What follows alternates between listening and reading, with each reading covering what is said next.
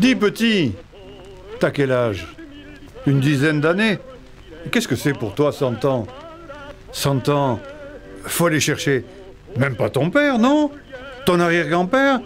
Peut-être même encore plus haut. Ben oui, ça fait du temps. L'armistice, il y a 100 ans qu'on l'a célébré. Et oui, aujourd'hui, c'est son anniversaire. Moi, j'ai perdu mon père en 1976. Et ce jour-là, j'étais bien sûr très triste. Et à quelques jours de là, dans son secrétaire, j'ai trouvé un livre. Un livre qu'il avait écrit et qu'il ne m'avait jamais montré. Le livre, jour après jour, de sa guerre de 1914. Parce que mon père l'a faite. Il était musicien et brancardier. Écoutons son livre qu'il a intitulé « Carnet de route d'un soldat musicien 14-19 ».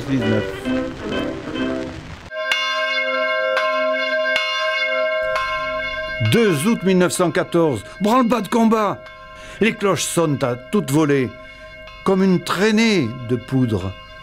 Une longue trace de poudre.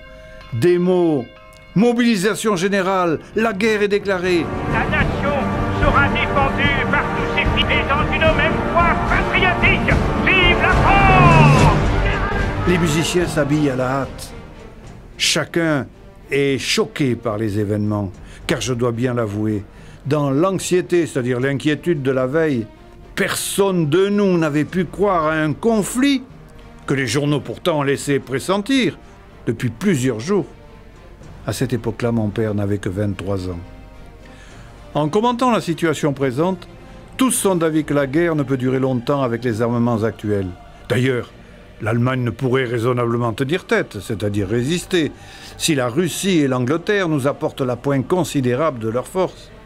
Ainsi, nous pourrons escompter obtenir à bref délai notre revanche de 1870, où nous avions été battus par une alliance d'États allemands. Nous avons dû donner l'Alsace et la Lorraine. Mon bon papa et cette chère maman à qui je pense doivent certainement demander que leurs 2 enfants reviennent le plus tôt, sains et saufs, bien avant de penser à l'issue heureuse ou malheureuse de cette guerre.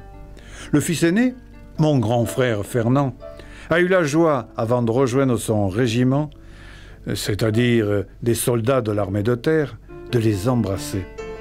Quant à moi, l'accomplissement de mes 2 ans de soldat comme musicien au 141e d'infanterie, des soldats qui combattent à pied, me prive du plaisir de les rassurer de vive voix et de leur dire « Au revoir, à bientôt ». À quel moment aurais-je la joie de les serrer dans mes bras?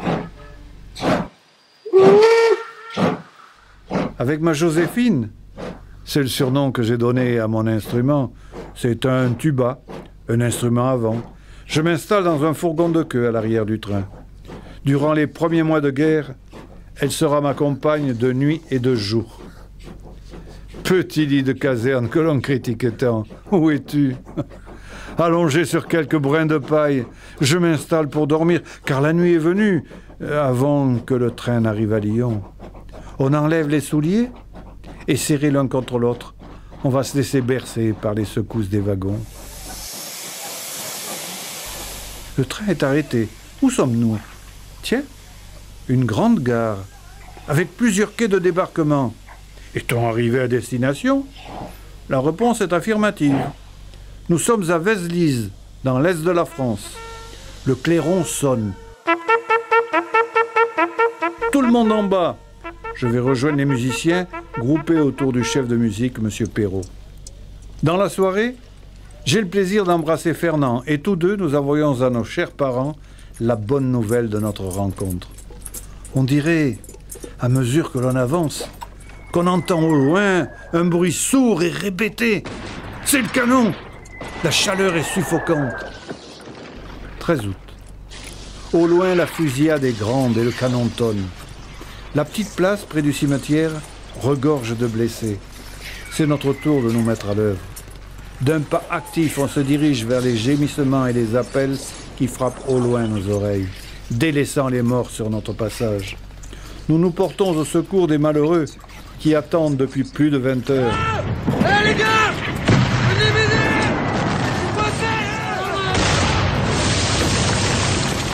Le 17 août, à 5 h du matin, debout, on se remet les 2 premières lettres datées du 7 que je m'empresse de communiquer à Fernand qui est tout près de moi. 19 août. Le régiment est parti vers l'avant à l'attaque.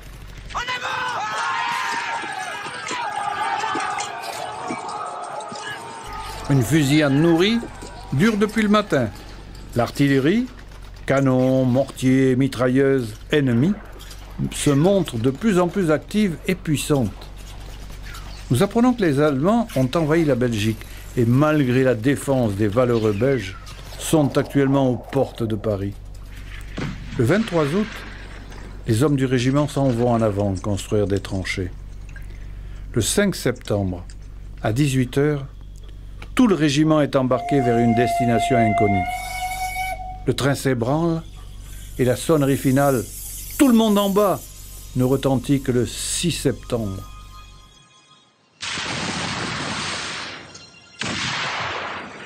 « 24 septembre.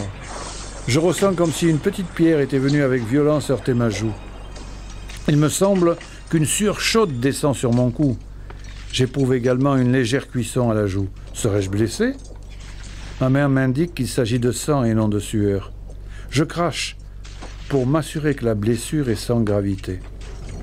Fin décembre. La neige ne cesse de tomber. Si nous continuons à hiverner dans le bois, notre Noël sera bien triste. Le 24, la soirée est belle et notre désir est de pouvoir rentrer au plus tôt afin de réveillonner et d'entendre la messe de minuit.